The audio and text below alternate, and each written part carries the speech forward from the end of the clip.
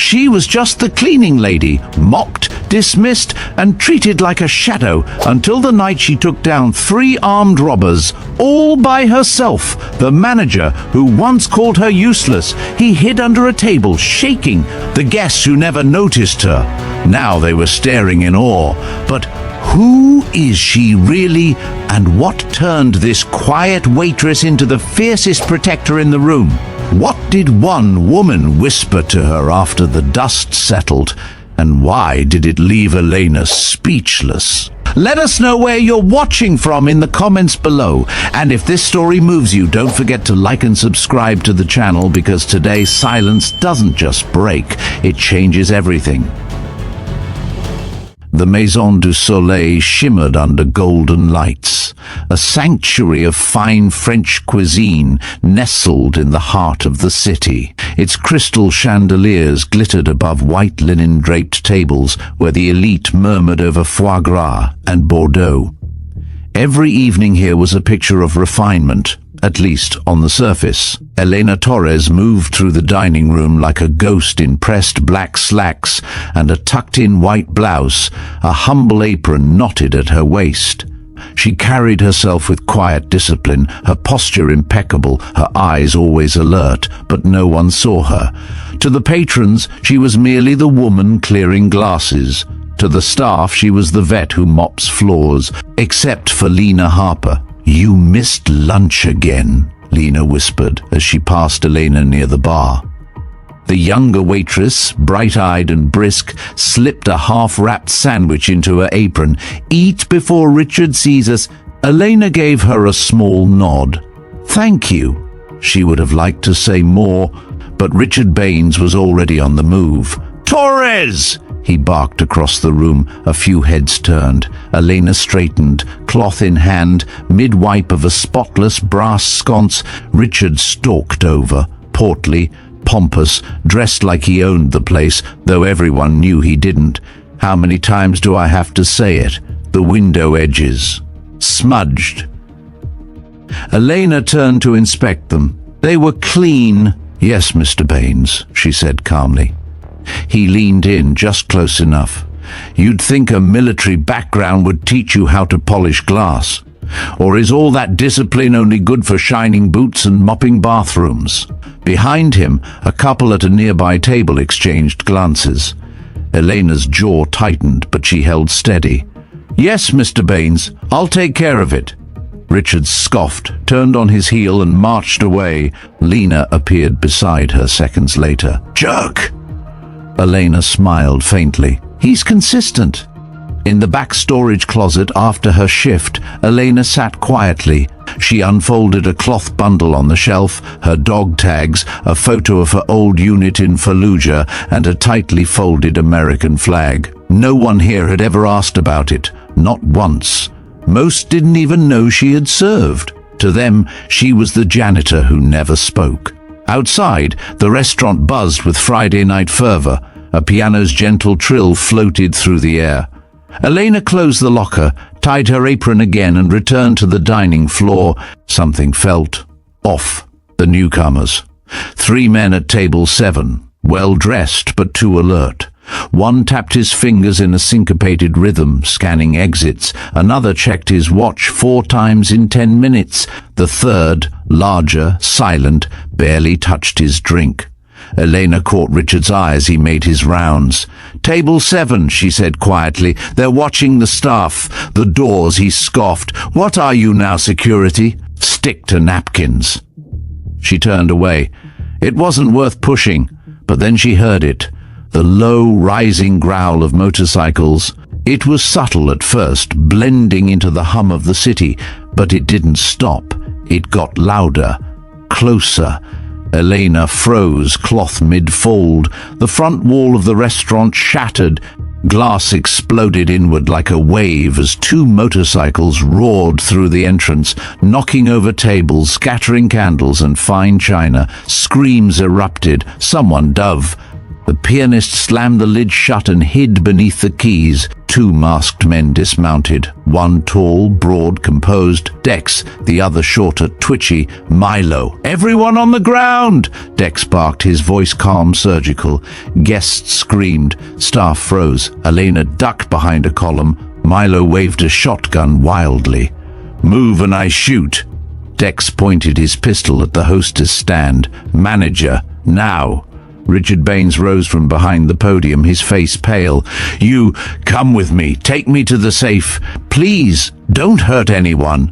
Dex grabbed him by the collar and dragged him toward the back. Milo turned to the diners, his eyes jittered behind the mask. "Nobody tries anything!" A child whimpered under a table. Milo turned sharply. "Shut that kid up!" Elena, crouched near the storage room, watched, assessed, heart pounding, hands steady, instinct clicked in like a switch flipping on. She scanned Milo's stance, grip, and movement.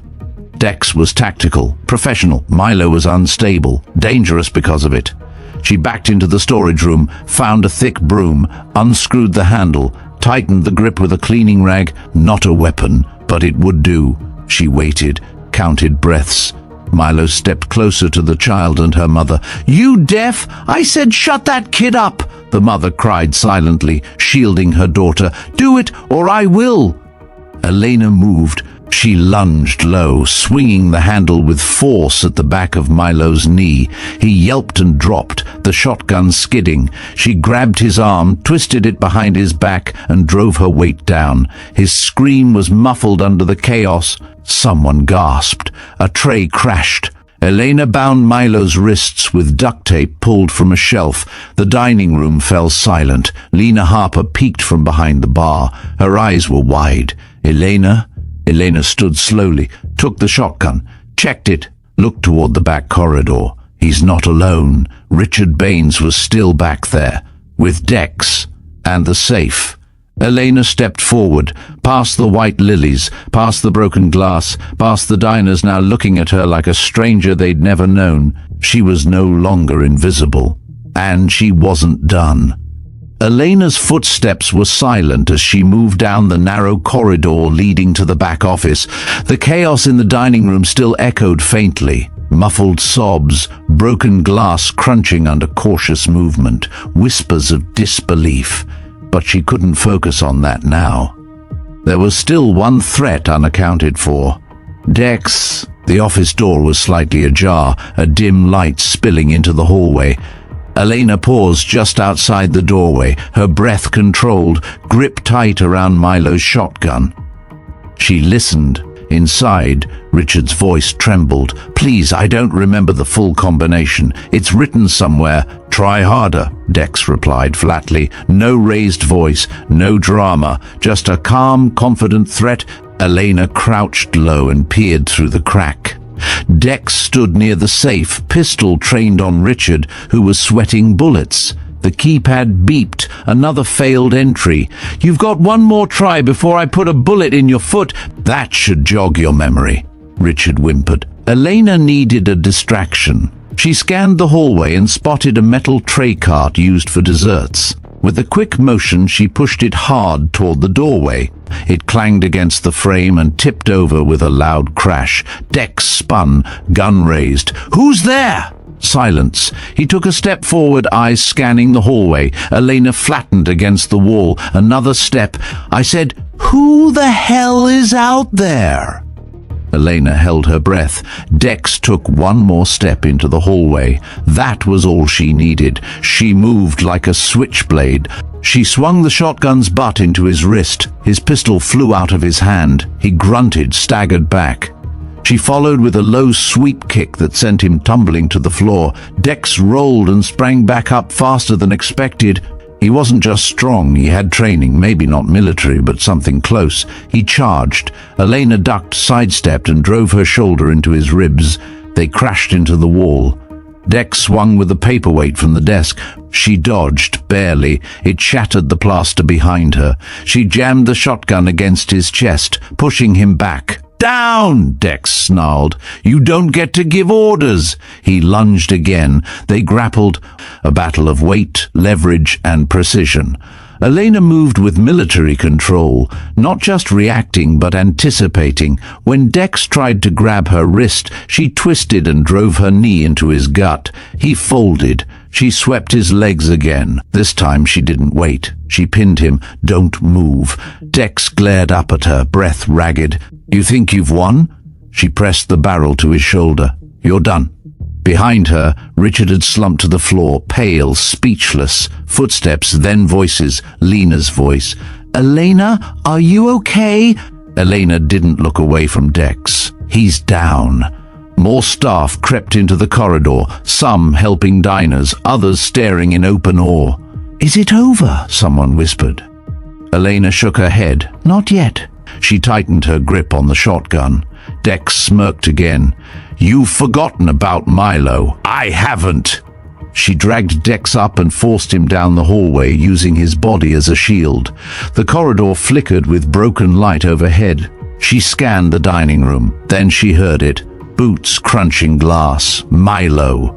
He stepped into view, mask now removed, sweat dripping down his temple. In one hand, a hunting knife. Tucked under his arm, a pistol half-loaded. "Let him go!" Milo shouted, "or I swear I'll—" Elena leveled the shotgun. "Put it down! You don't give me orders!" Dex laughed behind her. "Told you!" Milo stepped forward. "Stop! One more step and I shoot!"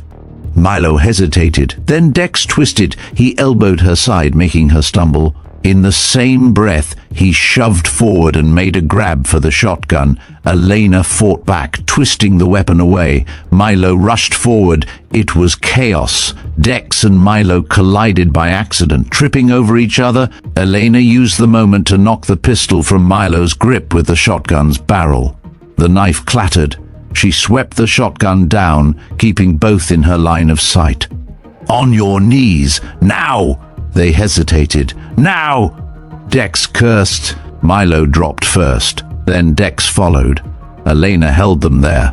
Sirens wailed in the distance. Blue and red lights danced against the shattered windows. Police burst through moments later, weapons drawn. "Everyone, stay down!" Elena stepped back. They're restrained. Weapons there.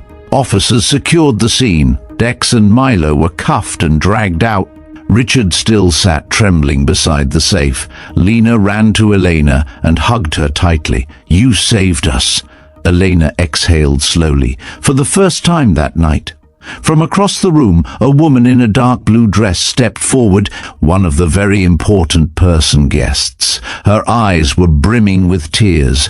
"Elena, you don't remember me, do you?"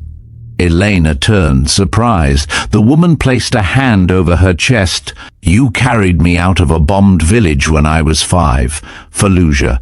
My name is Mesa. My parents never made it. But you ...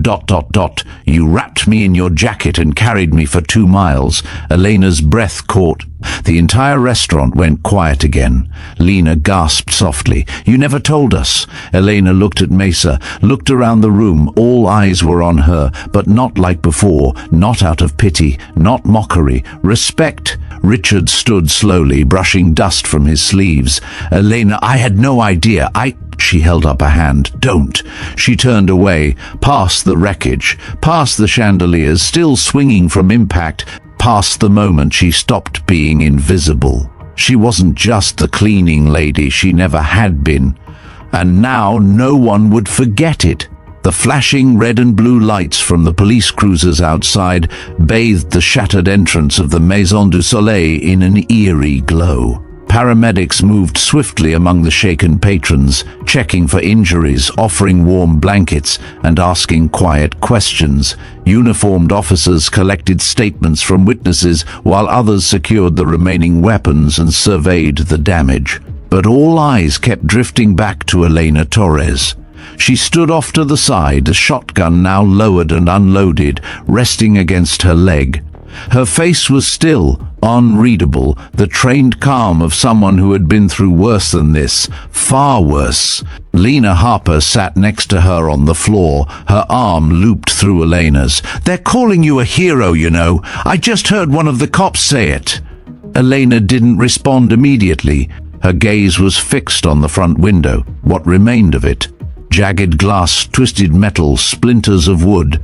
Heroes don't feel like this. How do you feel? Like I'm still in the middle of it? Lena squeezed her arm gently. Because you've been in the middle for so long, no one ever noticed. An officer approached, tall, early 50s, clean-shaven with a badge that said Captain Harris. He nodded respectfully. Miss Torres, we've spoken to the others. Your actions likely saved a dozen lives tonight, possibly more. I did what anyone trained to respond would have done. He chuckled. I've got half my squad trained. None of them did what you just pulled off. Another officer called over to Harris. He excused himself with a polite nod. Elena let out a long breath. Her hands were steady now, but her thoughts churned like storm water. Images of Dex's smirk, Milo's frantic hands, Richard's cowardice, and that little girl sobbing under the table. Elena, came a new voice, softer, female. She turned. It was the woman from earlier, Mesa. Now out of her blue dress and wrapped in a thick emergency blanket, her eyes were still red from tears. She walked slowly, but with purpose. I meant what I said. About Fallujah, I never forgot your face. I was 5, but I remember the way you held me. I had a cut on my leg, and you tore your sleeve off to bandage it. I remember how calm your voice was, even while everything burned. Elena nodded, her throat dry. I remember the way you clung to me like I was the only solid thing left. You were. Mesa looked around the ruined dining room. If you hadn't been here tonight, you would have survived. Someone would have helped. No one else moved. Not until you did. Silence passed between them. Thick, meaningful. Then a sudden clatter near the kitchen snapped both women's attention. A server dropped a tray, just nerves. But the room jumped. Elena's hand instinctively moved toward her hip, where a holster used to be. Old habits. Lena stood quickly. You need air. Come with me. She led Elena outside, stepping past the flashing cruisers, through a swarm of reporters gathering at the edge of the tape. One of them pointed. That's her, the woman who took them down. Lena guided Elena around the back, where there was a quiet loading dock. They sat on an overturned crate beneath the stars. Elena leaned her head back, exhaling toward the night sky. I thought I could disappear into civilian life. Sweep floors, blend in, let my past fade, but it doesn't. It waits. Lena was quiet for a moment. Then, maybe it's not supposed to fade. Maybe it's supposed to guide you to where you're really needed. Elena looked at her. And where is that? Lena's eyes shone. Here, in this world, with people who didn't know they needed someone like you until they saw what you could do. Footsteps approached. It was Captain Harris again. Miss Torres, sorry to interrupt. There's someone who wants to speak to you. Elena stood slowly, brushing dust from her apron. Who? He gestured toward a sleek black SUV that had just arrived at the edge of the block, escorted by 2 squad cars. From it stepped a tall woman in a dark suit with short auburn hair and the posture of someone used to leading people through fire. Sandra Lee, the captain said, Veteran Support Foundation. Elena's eyebrows rose. Sandra approached with a warm smile. Elena Torres? Yes. You probably don't know me, but I've known about you. We monitor veteran transitions. Yours was flagged years ago. We wanted to reach out, but you disappeared. That was the point. Sandra nodded respectfully. Tonight proved you still have something powerful to give, not just in combat, in leadership, in calm under fire. Elena folded her arms. You recruiting? No, I'm offering an invitation. We train former service members to work with at-risk communities, teach emergency response and help in disasters. We could use someone like you. Elena looked down at her hands. For years they'd held mops, cloths and plates, but tonight they'd held courage again. She didn't answer. Not yet. Sandra reached into her coat and handed her a card. Think about it. No pressure. But if you say yes, we'll start by reminding you who you've always been. As she walked away, Elena turned to Lena. "What do you think?" Lena smiled. "I think it's about time someone started seeing what I've seen all along." They both looked back toward the restaurant. The windows are broken, but inside, hope is stirring. Later that night, as Elena finally clocked out, she returned to the storage room. She opened the small locker where her dog tags rested, beside the folded flag and photo. She looked at them longer this time, not like ghosts, but like anchors. And then, for the first time since Fallujah, she whispered something only she could hear: "I'm not done yet." Behind her, Lena knocked on the doorframe. "Come on, hero, I'm buying you breakfast." Elena grinned faintly and followed her out into a city that, for once, might finally see her, where she belonged, and who she truly was. The sun had barely started to rise when Elena Torres stepped onto the quiet sidewalk outside the small diner 2 blocks from Maison du Soleil. Her clothes were still the same from the night before, a little frayed at the edges, marked with ash and dust, but her posture was steady. For once, she didn't feel like she had to shrink herself. Lena Harper was already at a booth inside, waving her down with a grin and 2 steaming mugs of coffee. "Black, extra strong, just like you like it." Elena slid into the seat across from her. The diner was quiet, only a few locals milling about, most oblivious to the headlines flashing across their phones. But the waitress behind the counter paused mid-pour when she recognized Elena, then offered a nod. Respectful, subtle, a start. They ate in silence for a while. Pancakes, eggs. Elena didn't remember the last time she'd sat down like this and felt normal. Then Lena broke the quiet. "So, what are you going to do with it? With what? Your life, now that you're not invisible anymore?" Elena smirked.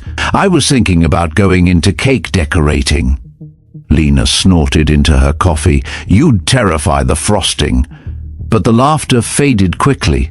The truth was, neither of them knew what came next, until a black envelope slid across their booth table.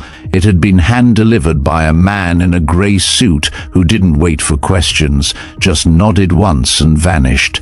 Elena opened it. Inside was a single sheet of heavy paper, embossed, elegant, an invitation to a private recognition dinner hosted by the City Safety Council, honoring Elena Torres for heroic civilian intervention and preservation of life. Elena stared at it. "You going to go?" Lena asked. Elena didn't answer. Not yet. That night, back in her small apartment above the hardware store, Elena stood in front of a cracked mirror, brushing the dust from an old garment bag. She unzipped it slowly. Inside, her military dress uniform. She hadn't worn it since the day she received her final discharge. The medal still gleamed faintly beneath the clear pocket flap. Her name was stitched with discipline across the chest. She ran a hand across the fabric, then she hung it on the door. The following evening, the recognition event was held in a lavish hall across from City Hall. The room sparkled with polished marble, crystal lights, and camera flashes. Politicians lined up to give speeches, but the spotlight was waiting for one person. Elena entered wearing a simple black blouse and slacks, not the uniform. As she walked in, heads turned. Some gasped quietly, others applauded, but one man seated near the front, in a sharp suit and blue tie, did neither. He simply watched. His eyes were unreadable. Richard Baines. He approached during the intermission. "Elena." She turned slowly. "Didn't expect to see you here," she said. He shifted awkwardly. I've been thinking a lot about what happened, about how I treated you." Elena said nothing. "I was wrong. You didn't deserve any of it. You're right. I didn't." He nodded, ashamed. "If you ever want your job back," she raised an eyebrow. "That wasn't an offer," he corrected quickly. "It was acknowledgement. You're not the person I thought you were." Elena looked him square in the eye. "No, I'm not the person you allowed me to be." Before he could respond, a voice called her name from the stage. It was time. She stepped forward. A city councilwoman read a citation detailing Elena's bravery, leadership, and restraint under pressure. Words like hero, protector, and example to all citizens rang across the room.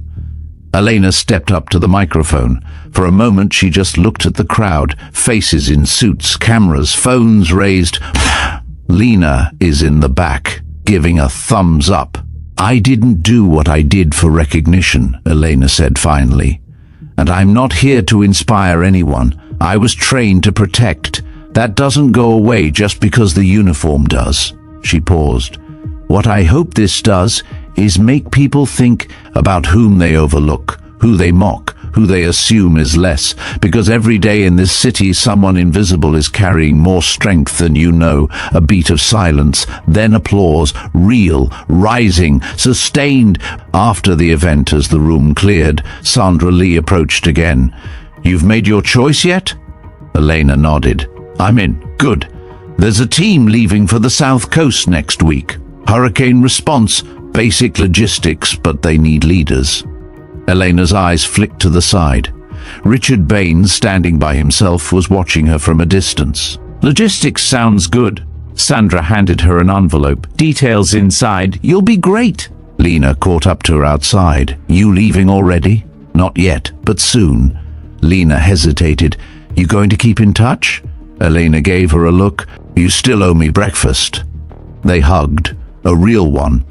When Elena returned to her apartment, she finally unpinned her dog tags from the inside of her locker and placed them around her neck.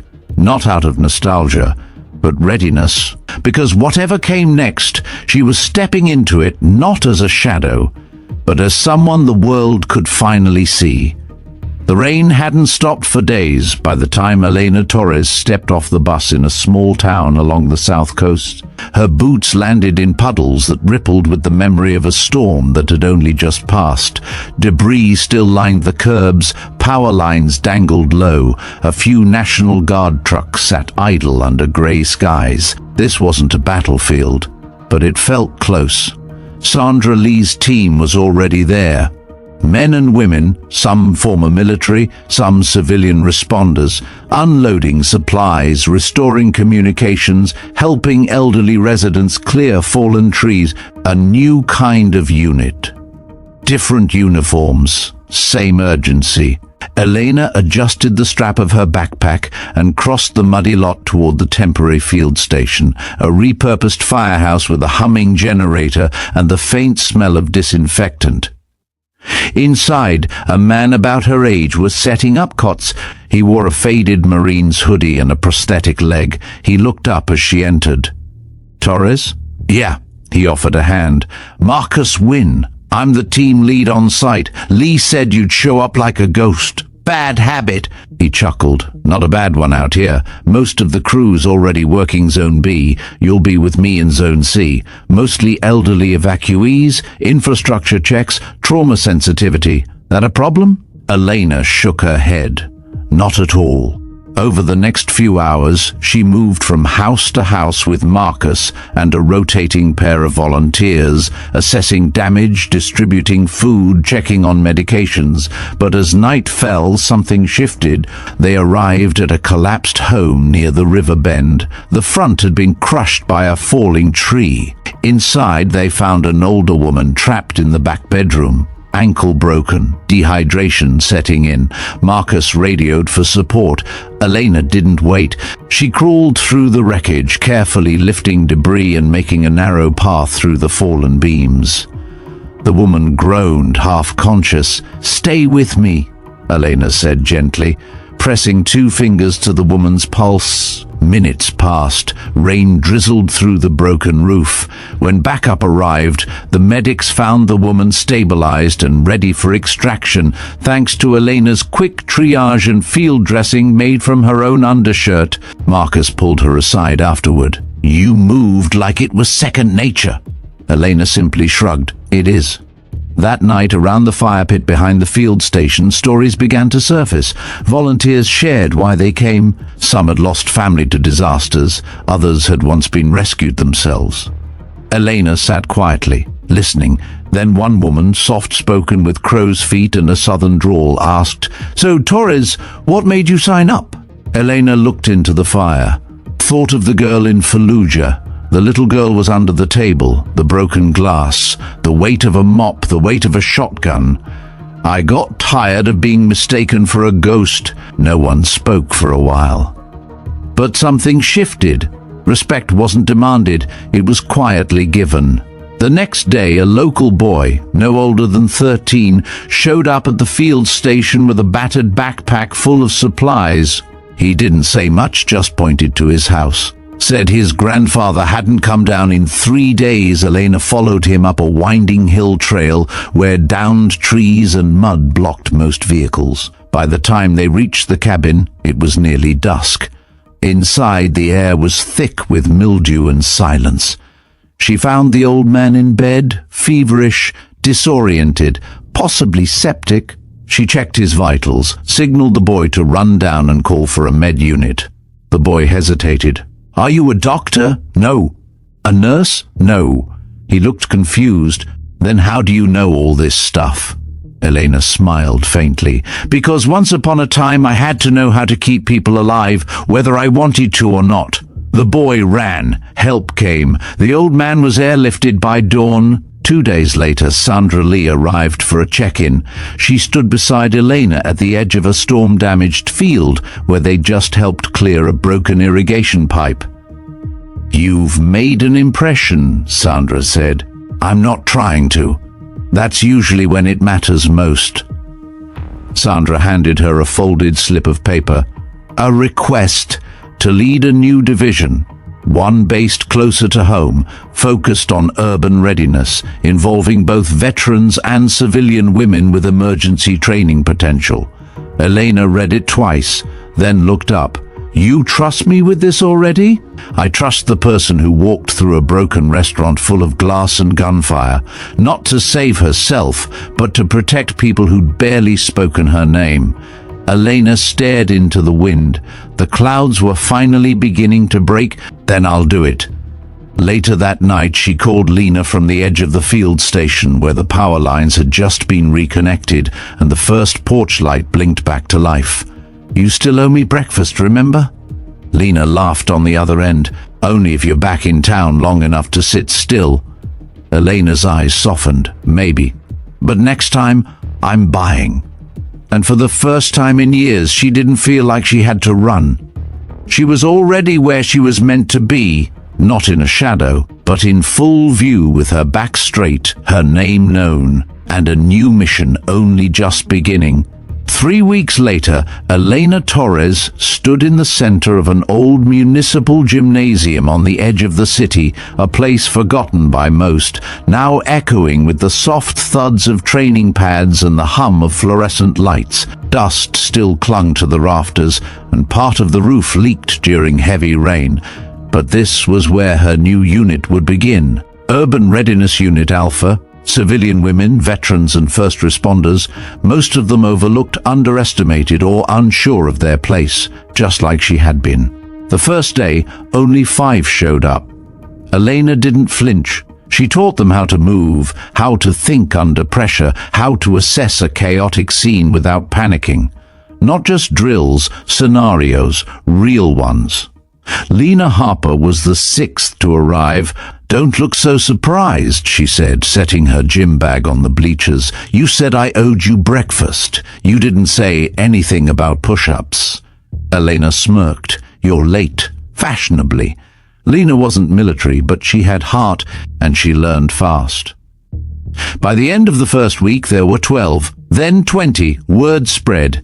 Women from all corners of the city, single moms, retired EMTs, teachers, small business owners, showed up with sleeves rolled and questions ready. They trained. They sweated. They failed. Then they improved. One day, during a simulated evacuation exercise, one of the newer recruits, a shy woman named Callie, froze in place when the alarm sounded. Elena walked up, calm and measured. "What's the first thing you see?" Callie stammered. "A smoke and chaos. Look past it. What do you need to see?" "A clear path." "Good. Find it." Callie moved, tentative at first, then faster. Later that day, she approached Elena. "I didn't think I could ever be someone people trusted in a crisis. Not until today." Elena simply nodded. "Now you know you can. That's what matters." Meanwhile, behind the scenes, pressure built. Media outlets began requesting interviews. City council members wanted Elena to represent the department at events. Even Sandra Lee cautioned her, "They're turning you into a symbol. Be careful." But Elena wasn't interested in symbols. She was interested in preparation and purpose. Then came the call. A fire had broken out in an old apartment complex near the industrial district. Emergency units were overwhelmed. Elena's team had just finished a training drill when dispatch asked if they could assist with civilian control and extraction support. She didn't hesitate. "Gear up. We move in 5. The building was already partially engulfed when they arrived. Ash hung in the air. Children cried behind cordons. The fire chief gave them a once-over with raised eyebrows. "You sure your people are ready?" Elena answered calmly. "We don't pretend to be heroes, we stabilize. We assist, we support. You tell us where." The chief pointed to the east wing. Elena divided her team into 3 groups. Lena led evac coordination. Callie was on medical triage. Elena herself headed toward the 2nd floor, where reports said a mother and toddler were trapped. The stairwell was already compromised. She climbed anyway. Thick smoke curled through the halls. Creaking beams groaned with each gust of heat. She found the apartment door blocked by debris. A faint cry came from inside. She kicked it once, then again. It gave way. Inside, a young woman crouched with a child in her arms, both covered in soot and fear. Elena reached for them. "I'm here. Let's go. The way out wasn't easy." She shielded them with her jacket, led them around collapsed drywall, and kicked out a side exit that opened onto a metal landing. As they emerged into the daylight, the woman sobbed into Elena's shoulder. The toddler clung to her leg. Someone snapped a photo. It would later appear on the front page of the city paper. Caption: "The protector we never saw coming." That night, Elena sat on the gym steps alone, watching the trainees pack up. Lena joined her. "You made the cover, so I heard. You know what I liked about the picture?" Elena glanced at her. "What? You weren't posing. You were just doing what you do, like always." Elena exhaled slowly. "They'll make it something bigger than it is." Maybe. But maybe it is something big. Just not for the reasons they think. A silence settled. Then Lena leaned back. "So, what's next?" Elena looked out at the city skyline. The lights are flickering. The sounds of sirens far off, always. We keep training, we keep showing up, and the next time someone's about to write off a janitor or a waitress or a woman who served, maybe they'll think twice. Lena smiled, because they might be standing next to the next Elena Torres. Elena's lips curved into the faintest grin. No, because they already are. And somewhere across the city, another story was waiting. Another room would fall quiet, another silence would be broken, but this time it wouldn't be by glass or gunfire. It would be by footsteps, steady, certain, and finally heard. It was supposed to be a quiet weekend. Elena Torres had planned to let her team rest, spend time off-grid, and review their progress in peace. But early Saturday morning, her phone buzzed 3 times in quick succession, an emergency alert that bypassed standard channels. Lena was the first to call. "It's a hostage situation," she said breathlessly. "Not far from the Westbridge Community Center. 3 men with rifles. They've taken over a food bank. People are inside." Elena was already putting on her boots. "I'm on my way." Within 30 minutes, Elena and 5 of her most experienced team members, Lena, Callie, a former firefighter named Sam, and 2 nurses trained in trauma care, were at a staging point 3 blocks from the scene. Police had cordoned off the area, but progress was slow. Through police scanners and street-level intelligence, Elena pieced it together. The attackers were part of a fringe anti-government group. The food bank was targeted not for money but as a public message. They had barricaded the doors and windows. Inside were 7 civilians, including 2 teenagers and a pregnant woman. Elena approached the incident commander, a young police lieutenant clearly overwhelmed. "We've been told to wait on SWAT. ETA 20 minutes. "That's too long," Elena said calmly. "They're agitated. They'll escalate." The lieutenant hesitated. "Who are you again?" Lena stepped forward. "The reason we're not burying half this block tomorrow." That earned a pause. The lieutenant looked at Elena again. "What do you need?" "Access to the back alley. Thermal imaging of the room, if possible. And 1 direct line of communication with the men inside." In 10 minutes she had it. The feed from a drone showed a side door partially obscured by crates. Elena's team positioned themselves quietly, not in direct line of sight. From behind a nearby fence, she dialed the phone connected to the food bank's line. A voice answered, sharp, tense. "Who is this?" "My name's Elena. I'm not a police officer. I'm not media. I'm here to talk, to listen. Why should I trust you? Because if you don't, someone in there's going to die, and I don't think that's what you came here for." A pause. "Then, you've got 5 minutes." In those minutes, Elena learned the leader's name was Jax, mid-30s, military dropout. He kept referencing betrayal, systems that failed him, and his mother dying during COVID without proper care. Anger, but not instability. Elena matched his tone, calm, measured. She didn't offer excuses, she offered understanding and options. "You walk out with those civilians unharmed, I'll make sure you're heard. Not by the press, by the right people, the kind who won't edit you into a monster." "What do you know about monsters?" "I've been mistaken for one. Then I saved a room full of strangers and they called me a hero. It's never that simple." He was quiet. "Then what do I do first?" In under 10 minutes, the first hostage, a teenager, was released. Police held their breath. 10 minutes later, the pregnant woman came out, shaking, unharmed. That's when it went wrong. A rookie officer, nervous, moved too close to the door. One of Jax's men saw it, fired a warning shot. Screams erupted inside. Elena grabbed the phone again. "Jax, listen to me. That wasn't my team. I can't control their side, but I can still control ours. Do not let this spiral." His voice was tight. "You said we wouldn't be betrayed. You haven't been. Not by me, not by these people inside. Look at them. They're scarred. Not one of you. Of chaos, breathing. Then 2 more come out.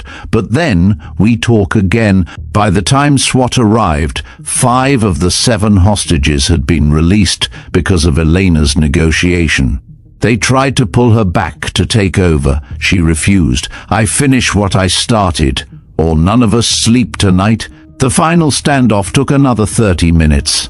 Elena persuaded Jax to put down his weapon and come out. Slowly, 1 step at a time. He did. No one died. That evening, the mayor gave a televised statement crediting Elena's intervention for a peaceful resolution.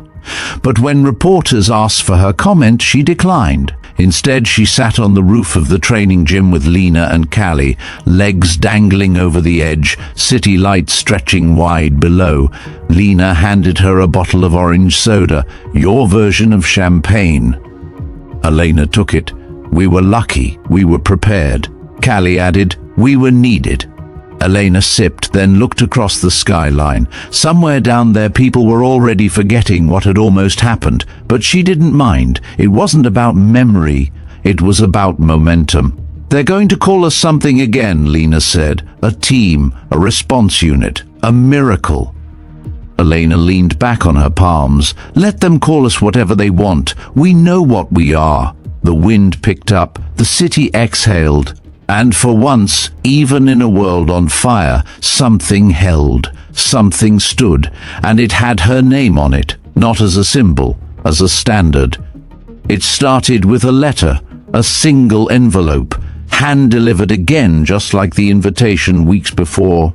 Elena Torres found it tucked under the door of the Urban Readiness Unit's gym late one evening after everyone had gone home. No return address, no markings on the envelope, just her name in sharp, deliberate handwriting. She opened it slowly. Inside, a typed note on heavy paper. "We know who you are. We haven't forgotten, Fallujah. Stop building your army, or we'll do it for you." No signature, no hint of sender. But Elena's blood went cold. She stood for a long time in the empty gym, listening to the creaks in the rafters and the slow hum of the lights. She scanned the shadows. No one was there, but she felt it, a shift, something tightening. The next morning she called Sandra Lee. "I received a threat. Anonymous. Refers to Fallujah." Sandra didn't pause. "Are you safe?" "I don't know. Yet." Sandra's voice sharpened. "You're not alone, Elena. Use us." But Elena didn't want to sound the alarm. Not yet. Her team was still forming. They had momentum. Fear would fracture that, and besides, threats weren't new to her.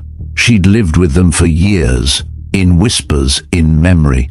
Still, she couldn't ignore the feeling, so she reviewed security footage from the gym's exterior camera. At 2:41 a.m., a man in a dark hood stepped into frame, approached the door, and slipped the envelope underneath. His movements were clean, practiced, professional.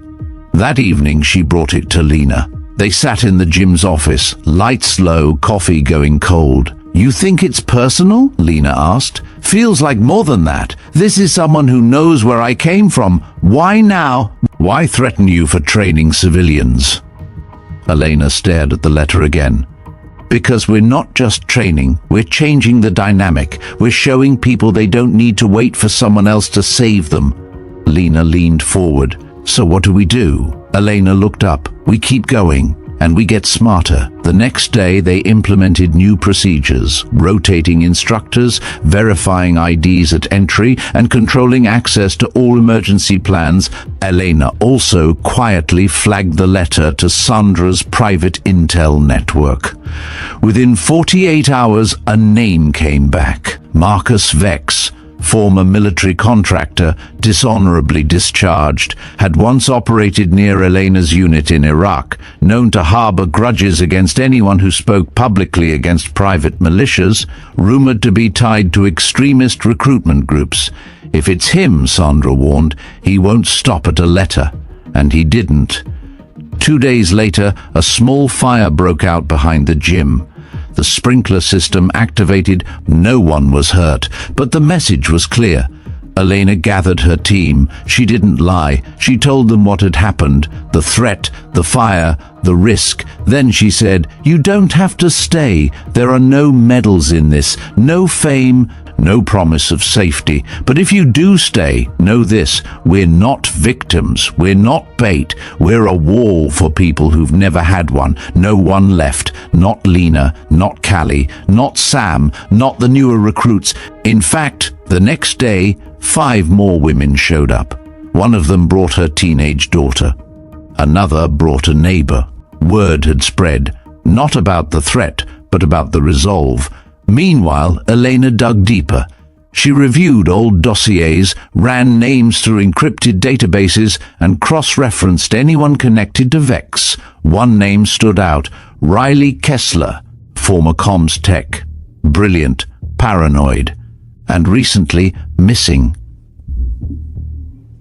Elena knew how to reach people like Riley, not through official channels, but through frequency.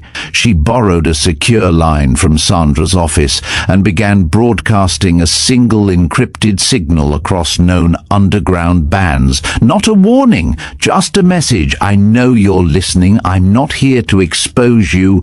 I'm here to prevent what happens next. Don't let him use your silence." For 3 days, nothing. Then at 2:13 a.m. her phone rang once and disconnected. When she traced the call, it pinged from an abandoned warehouse outside the city. She didn't hesitate. By dawn, Elena was there, alone. No police, no team. Inside the warehouse, she found Riley, pale, trembling eyes flickering with exhaustion. He hadn't slept. His fingers twitched over a half-assembled radio. "I shouldn't be talking to you," he muttered. "If they find out, they already know. You contacted me. You broke the loop. Now finish it." He looked at her, haunted. "He's not just targeting you, he's building something. A splinter unit, private militia dressed as a community safety force. They want to discredit you by imitating you, then breaking bad." Elena stepped closer. "Where?" He slid her a flash drive. Every name, every cell, everything I know. She left before sunrise that night. Elena met with Sandra, Lena, and the core team. They reviewed the data. It was worse than she expected. Vex had already seeded several neighborhoods. He used language borrowed from Elena's own speeches, twisted versions of her mission, claimed his people were the real guardians. They wore uniforms like hers. They carried first aid kits, illegal weapons. "He's trying to bait you," Sandra said. "Force a confrontation. Make you look like the aggressor." Elena nodded. "Then we don't confront him. We outmaneuver him." She organized a public readiness demonstration in one of the neighborhoods Vex had targeted. Fully legal, fully peaceful, but powerful. Dozens showed up. Press, families, teachers, fire marshals. Vex's men watched from across the street. Elena didn't acknowledge them. She taught CPR to a group of 10-year-olds. Lena ran evac drills. Callie managed a mock trauma unit. No posturing, no confrontation, just capability. At the end, as the crowd clapped, one of Vex's men stepped forward. Young, shaky, maybe 20. "I thought you'd be louder," he said awkwardly. Elena tilted her head. "Why? Because I teach instead of threatening? Because I save instead of scare?" He didn't answer, just looked down and walked away. The next morning, Sandra reported that 3 of Vex's recruits had abandoned the unit. By week's end, it was 7. And Vex, he disappeared, but Elena knew he'd be back. The work wasn't over. That evening, back at the gym, Lena caught Elena watching a video of the CPR class from the demo. "You okay?" "I'm not sure." "Then let me be sure for you. What you're building here, it's real. It's bigger than any threat." Elena looked at the screen one more time. Children laughing, women teaching. A fractured city is slowly learning how to stand up. Then let's keep going, because when threats come in the dark, you don't run from them. You turn on the lights and let the city see you exactly as you are, prepared, steady, and unafraid. The next few weeks were quiet, too quiet. Elena Torres didn't like the quiet, not the kind that settled like fog, thick with unspoken tension. After Marcus Vex disappeared and the splinter militia began unraveling, most would have called it a win. But Elena knew better. Real threats didn't vanish, they regrouped. So she doubled down. She expanded the urban readiness unit's reach. Mobile drills in underserved neighborhoods, partnerships with local clinics, and weekend classes at libraries and churches. More people signed up. More people stepped forward to help, but as the momentum grew, so did the scrutiny. Late one Friday afternoon, a city inspector arrived at the gym. Clipboard, badge, neutral expression. "Anonymous complaint," he said flatly. "Noise violations, possible safety hazards." Elena escorted him through the building.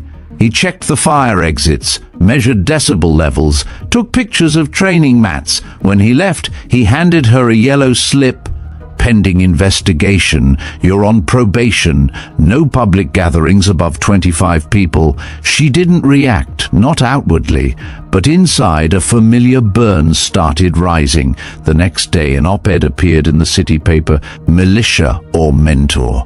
Elena Torres and the new face of civilian vigilantism." It was written by a columnist she'd never met, but it quoted old photos out of context. Phrases like unsanctioned training and military posturing, even questioned her medals.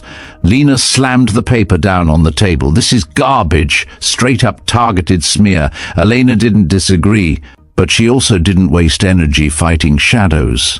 Instead, she met with Sandra Lee. "This is coordinated," Elena said. "First the complaint, now the press. Someone's trying to delegitimize the unit from the outside." Sandra nodded. "And they're good at it. If we hit back directly, we give them traction, so we pivot." "Exactly." That week, Elena announced a citywide resilience challenge, a public, family-friendly emergency preparedness fair, co-sponsored by local fire departments, schools and food banks. No politics, no uniforms, just readiness. The event was held in a park by the river.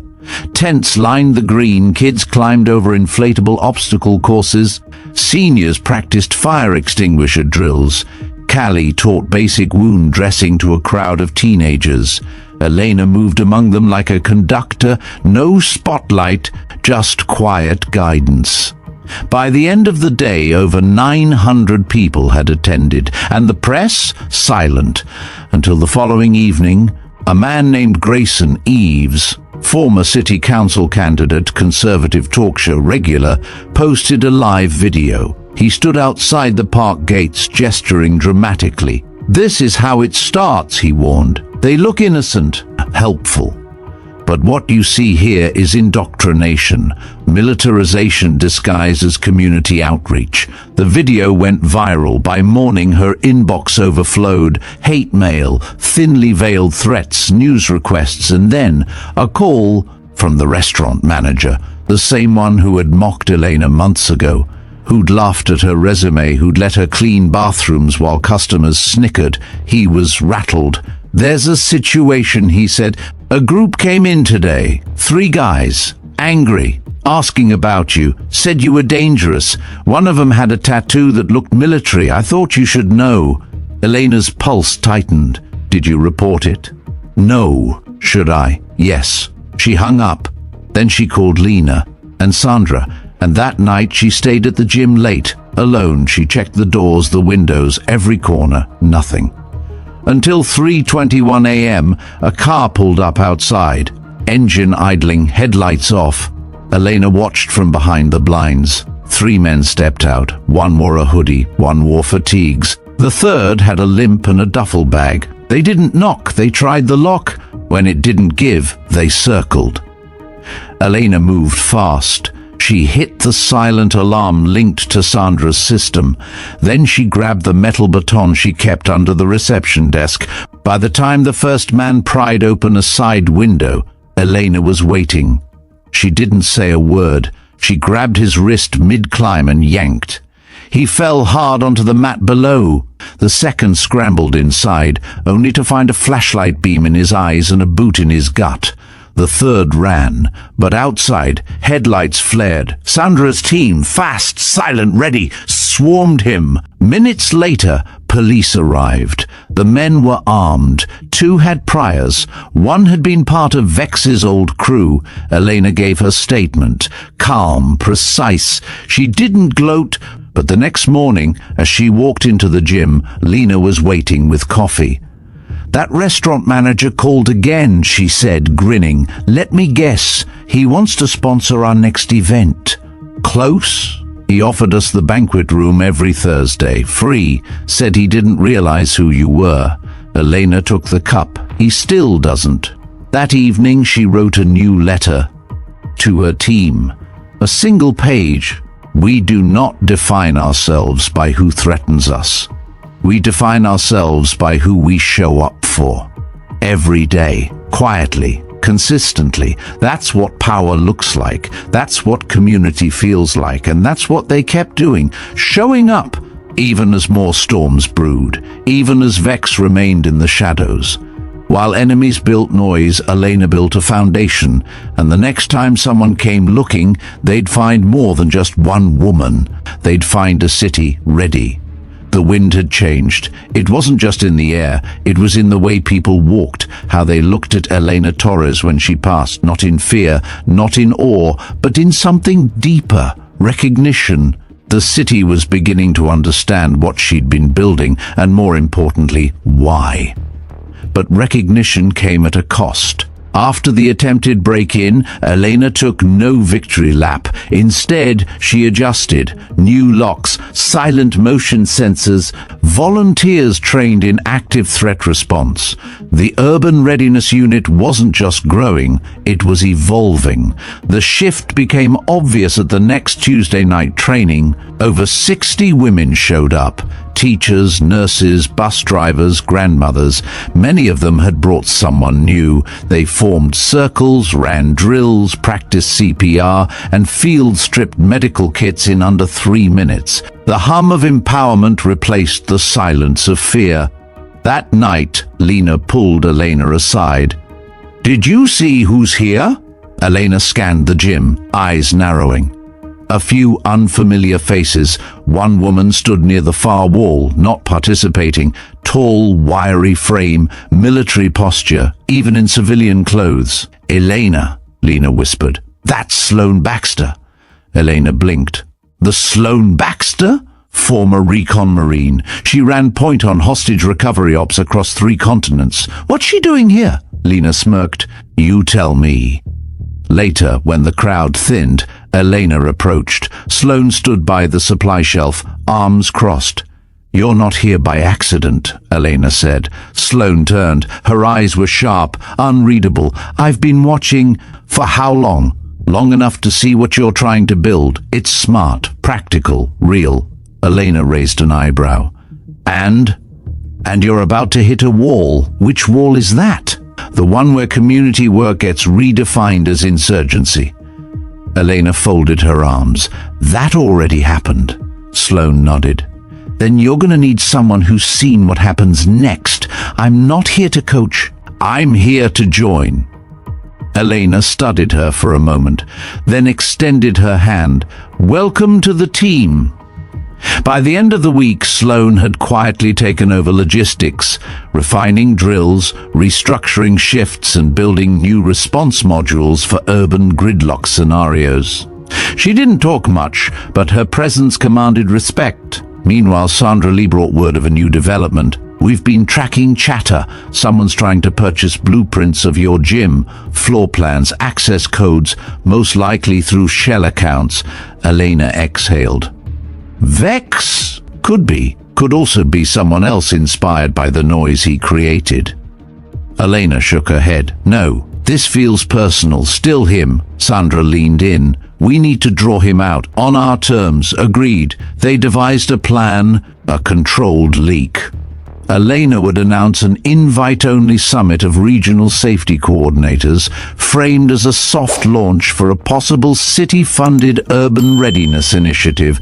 The bait was irresistible: high-value targets, known schedules, a location Vex had already tried to breach.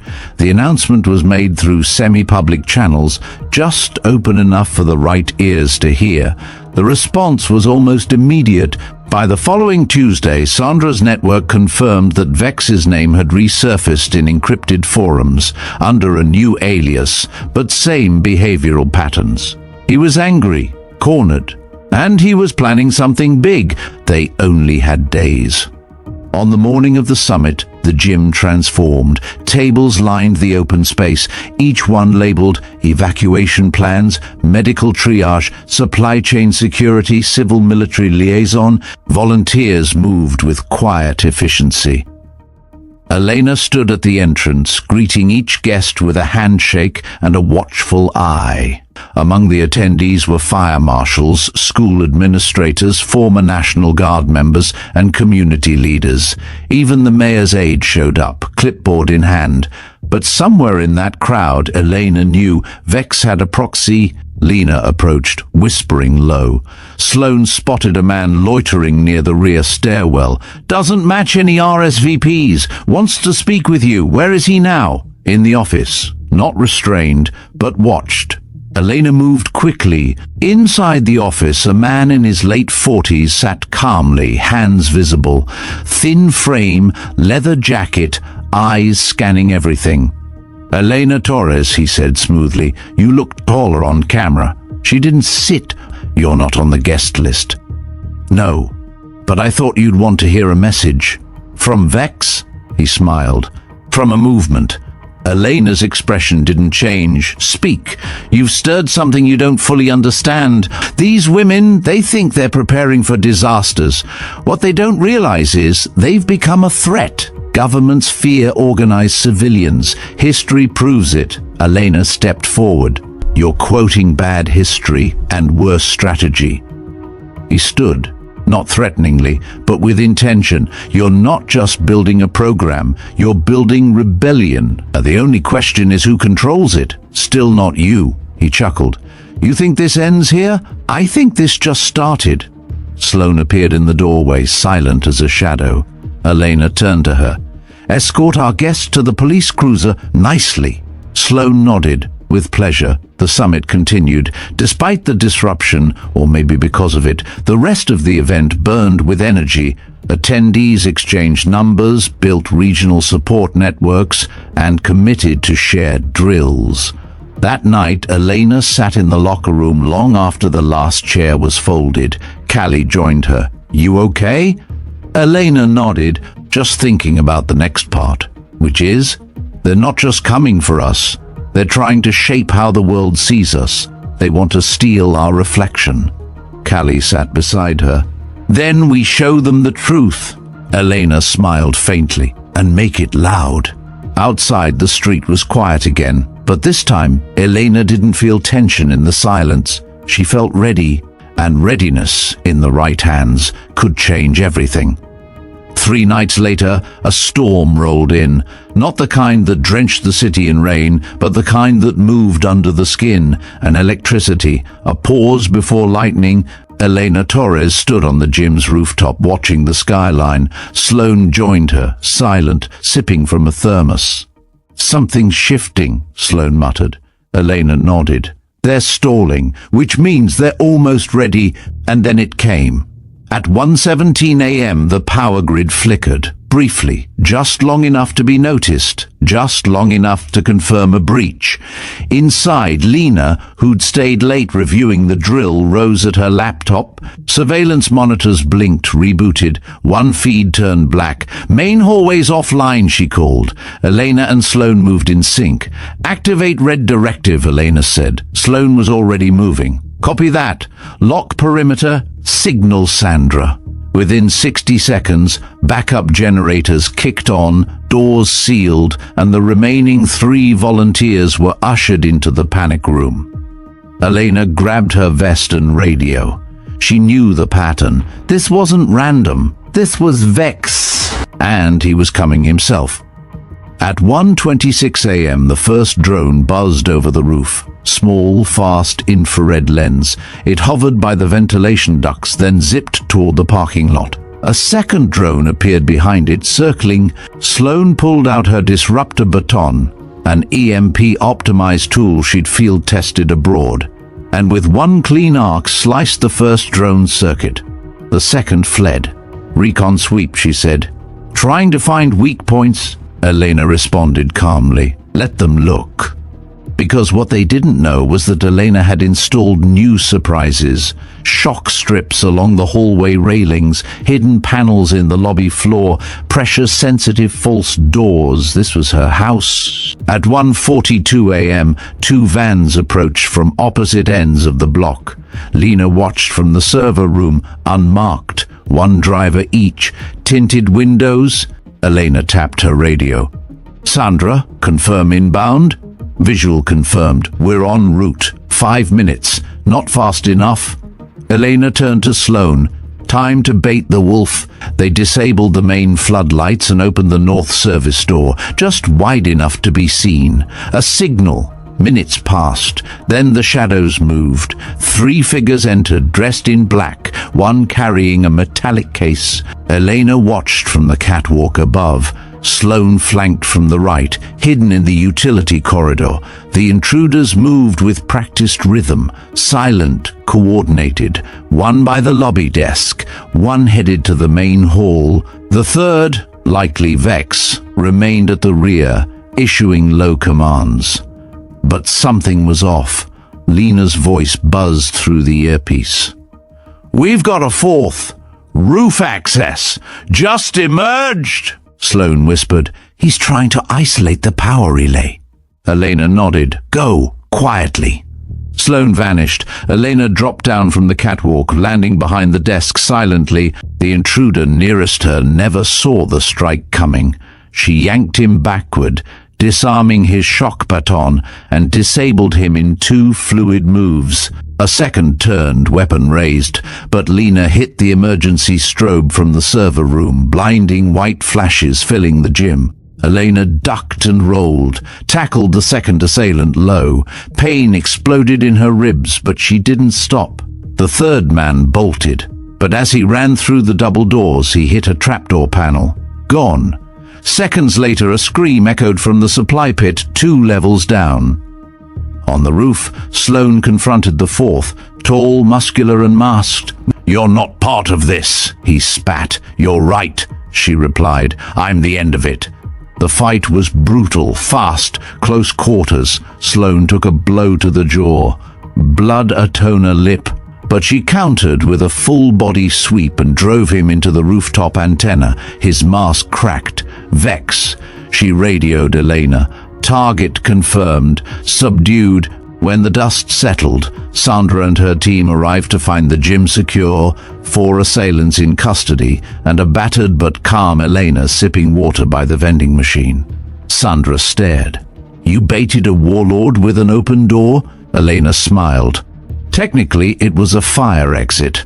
Vex was charged under federal domestic terrorism statutes. The men with him were confirmed ex-militia with extensive paramilitary training. The metallic case they carried, a prototype jammer capable of scrambling communications for miles.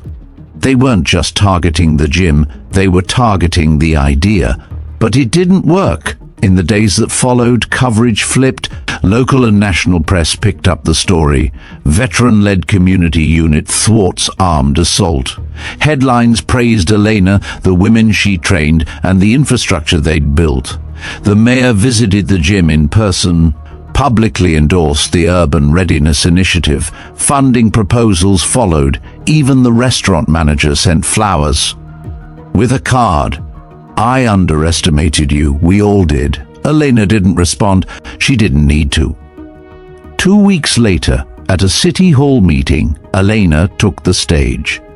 Behind her stood her team, Lena, Sloane, Sandra, Callie, and dozens of women who now trained others in parks, schools, and shelters. Elena didn't give a long speech. She just said, you don't have to wait for the storm to pass. You build the shelter, you light the beacon, and when the time comes, you stand. They did. The sun rose slowly over the city that had once ignored Elena Torres. But now it was different. A week after the charges against Vex were filed, Elena walked through the same downtown streets where she'd once been dismissed as a washed-up vet with too many ideas.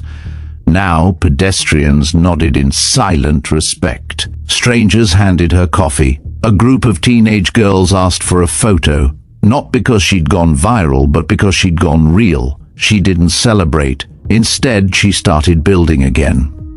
The gym became more than a training center. It became a nerve center. Sandra set up an encrypted dispatch hub to coordinate emergency responses. Sloane added escape room-style drills for strategic thinking. Lena curated mobile kits to be replicated and shipped across the state. But the real change? It was what happened outside the gym. Parks, schools, laundromats, churches, gas stations. Everywhere Elena and her team had once held quiet workshops now lit up with citizen-run readiness stations, CPR pop-ups, safety kits, first aid counters, food cache corners, and all of it branded with a new symbol, a torch flanked by 2 open hands: hope, discipline, readiness. Meanwhile, the restaurant manager, the one who had mocked Elena in part 1, was now under fire. After the story went national, customers began boycotting the restaurant. A former server came forward to reveal years of sexist and classist behavior from the manager. Eventually, the parent company launched an internal review.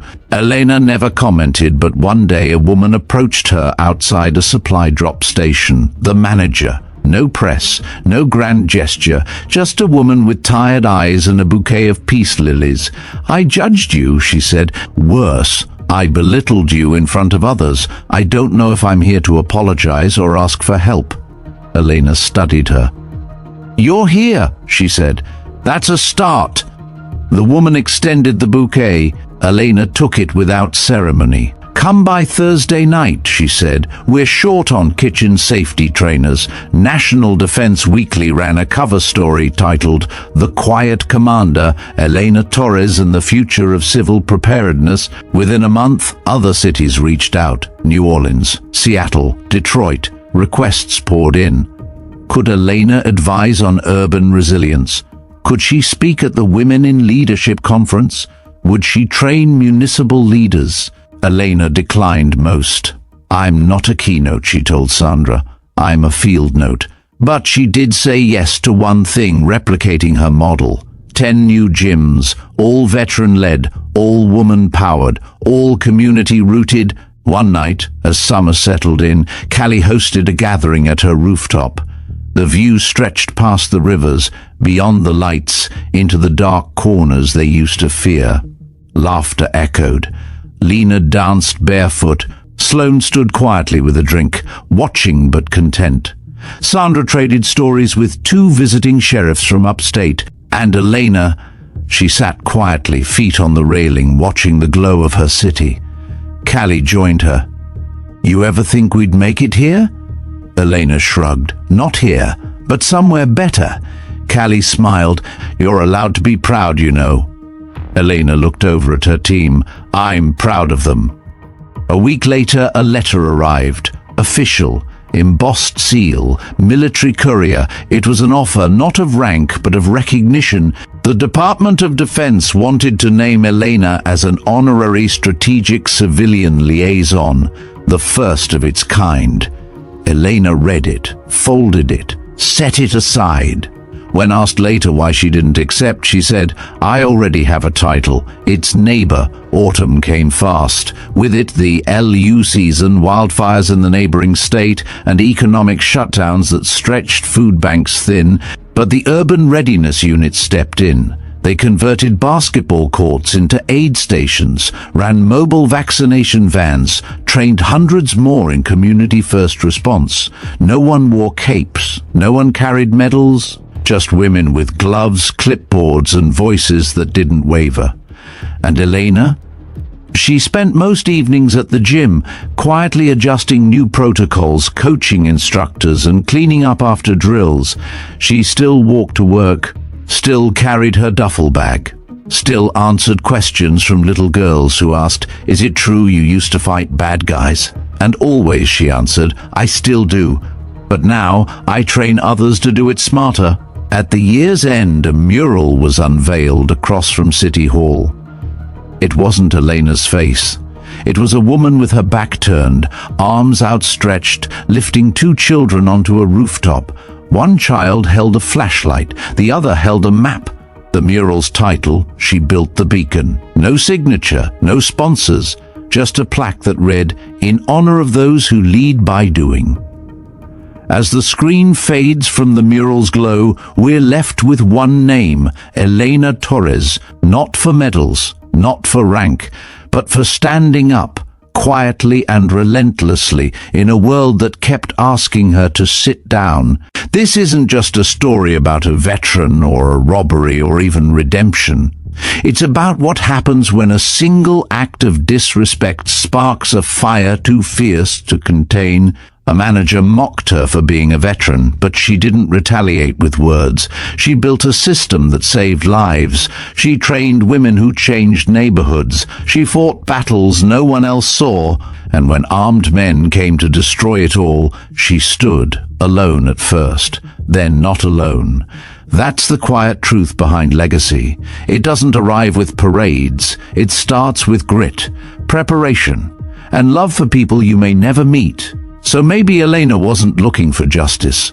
Maybe she was building something deeper, a map for the rest of us, a way to fight without fists, to lead without ego, to serve without needing permission, to prepare, not react, to respond, not retreat. Elena reminded us that being underestimated can be a weapon, but only if we stay silent. She didn't. She used her voice through action, and in doing so, she gave a voice to others. She reminded us that true leadership isn't about waiting for permission. It's about doing the work. Even when no one's watching, especially when no one's watching. In every shelter she helped fortify. In every mother she trained to stay calm under pressure. She rewrote what strength looks like. And maybe, just maybe, that strength is contagious. Because now, across towns she's never visited, women gather not to praise Elena, but to follow her, to lead their own. They carry trauma kits, they build drills into school programs, they teach each other how to move, how to defend, how to de-escalate. They don't call it defense. They call it readiness, all because one woman refused to be reduced to her past, refused to let a label define her, refused to let a restaurant insult be the last word. And maybe that's the takeaway, that sometimes the smallest insult can spark the biggest transformation, not in anger, but in purpose. If Elena's story moved you, tell someone. Not just about what she did, but what we're all capable of doing together. Because heroes like Elena don't ask for headlines, they ask for backup. And that backup might be you.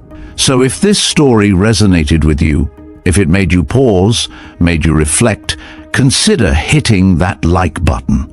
And if you want more stories like this, subscribe to the channel. We tell stories that matter, of strength, of grace, of change that starts in the smallest, quietest ways. Drop your thoughts in the comments. What moment hit you hardest? What would you do if you were in Elena's shoes? Have you ever been underestimated? We read every comment. We build from your voice. And stick around, more stories are waiting for you right here on the screen. Stories of courage, of transformation, of ordinary people changing the world, one quiet decision at a time. We'll see you in the next one.